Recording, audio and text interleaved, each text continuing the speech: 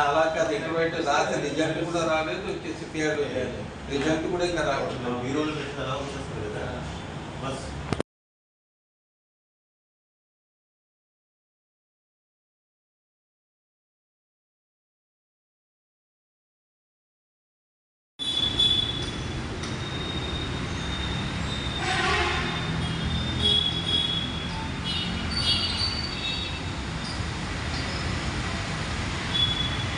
అలాగే ఈరోజు ఆదివాసీ హక్కుల దినం.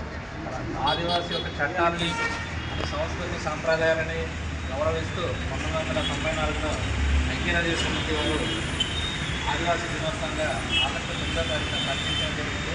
నాటి నుంచి నేటి వరకు మనకు మిగిలిన హక్కుల మీద అందరూ కలిసికట్టుగా పోరాడి మన యొక్క హక్కులు